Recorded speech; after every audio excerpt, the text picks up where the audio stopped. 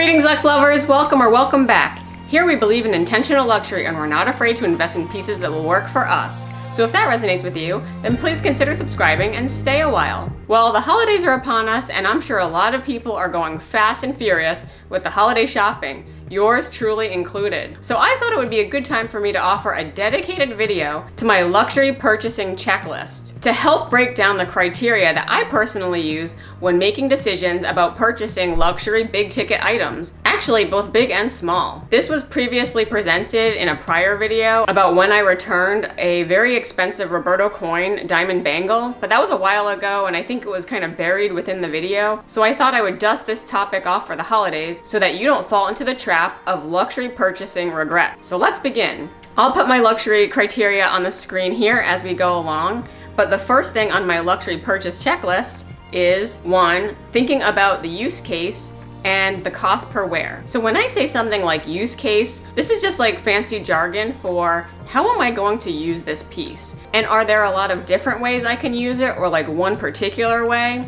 And the best situation is when I'm looking at something that I want to purchase and I can immediately think of like 3 or 4 times I can wear it, or even 3 or 4 different types of occasions that I can wear it. And some other questions I ask are, is it a daily wear piece or is it a special occasion piece? For example, the coat that I just bought from Burberry, I knew for sure that I could use this for every time I had a more casual outing in the cold weather, but maybe not like the dead of winter. And I also thought to myself, maybe I could potentially wear it at work. So to me, those would be 2 use cases for how I would use that coat. But in the use case of the more casual, I would just wear it a lot. And then when I think about cost per wear, this is just really an easy metric for us to track. What is the cost of every time we use an item? So cost that we paid for it is on the numerator, the number of times we use it is on the denominator. So it is a calculation that if you guys are curious, I'm happy to help flesh this out a little more because I'm basically a data and metrics nerd. It's basically a measure of value, and are you getting value out of the items that you're purchasing? So a low cost per wear is the best because it means that even though it might be expensive, that you've basically just used it a lot and have gotten a lot of value out of it. The next checklist item on my list is, does it fit into my aesthetic? So this is basically asking, is this item part of your style or your personality or things that you already have? Alternatively, if the answer is no, maybe you are making a conscious effort to get out of your comfort zone and try new things, like maybe a pop of color.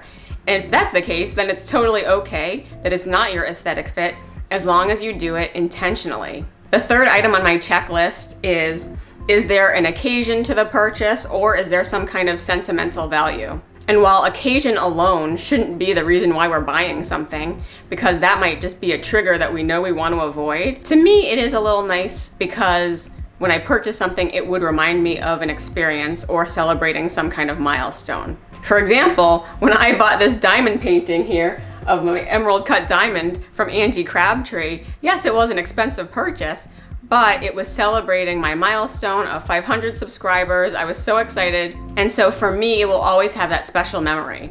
Plus, I've used this in basically every one of my videos, so my cost per wear is getting pretty low. Other times when I would expect maybe sentimental value or an occasion is when I go on vacation, for example. Some people really like to purchase handbags. I like to purchase fine jewelry, and I did something just like that when I went on our 10-year anniversary trip to the Caribbean. I bought a beautiful set of earrings, and I will always remember that trip when I wear these earrings. The fourth checklist item on my list is, do you have experience with the brand, or are you taking on a little risk by purchasing this big luxury item? I think for me, this one is important because you do want to know whether or not you like this brand or not, but you always have to just try something once sometimes. So for example, for me, I love Hermes. So when I buy something that is new to me on Hermes, I know that I do love the brand, I love the quality, I love the people, and the aesthetic as well. However, when I'm trying a new brand, say I bought a Fendi bag for the first time this year as well, I went with a smaller Fendi bag than going with like one of their most expensive top of the range ones. So it's kind of like testing the waters as well. But the more you get comfortable buying these items and seeing that you actually enjoy them and like using them, then to me that opens the doors for future purchases with confidence. The fifth item on my checklist is the question around, does it have reasonable maintenance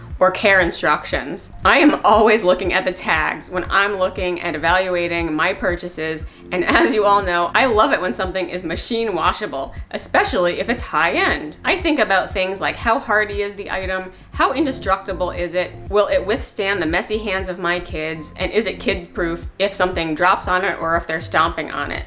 So you have to think about your own lifestyle and like what situations you find yourself in, and whether or not this item that you're purchasing can withstand those situations, or if you just have to have this item in parts of your life, say maybe at work where you might not be with your kids, where maybe it's just a work item only. So definitely think about that, and whether it's dry clean only and you want to keep bringing things to a dry cleaner, or if you'd like to do your own maintenance. Like there are people out there that will just wash their own silk scarves. God bless, but that's definitely not me. So I would need to build in the cost of maintenance and care for these items to get the total cost of ownership. And lastly is the question of, is this purchasing decision reversible, and what is the resale value? Now, I don't always think about resale value because I like to think that when I'm purchasing something, especially luxury and high end, that I'm not going to resell it, but it is a consideration that might push you one way or the other.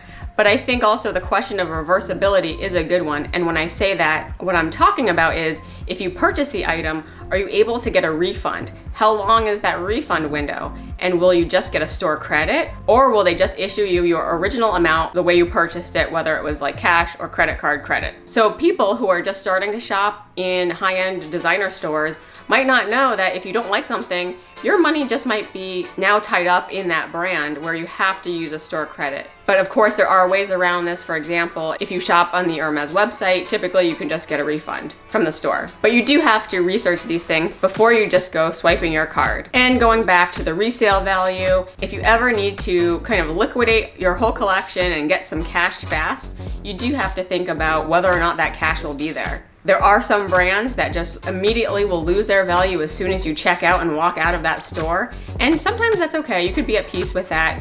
But as long as you do it intentionally with that knowledge of what you're doing, as long as it makes you happy, then that's okay. So I know this was a very quick video, and thank you to those who've stayed with me to the end. I'd love to know in the comments if there's any other criteria that you personally use when purchasing your big ticket items, or if you have any questions or want any clarifications on what I presented. I welcome you to follow me on Instagram if you'd like to see more of how I style my luxury items on a day-to-day and other luxury moments. And if you've enjoyed this video, I invite you to go down the rabbit hole that is my luxury chit chat playlist, and I'll put that link here. Please like it if you liked it, and I'll see you in my next video. Bye!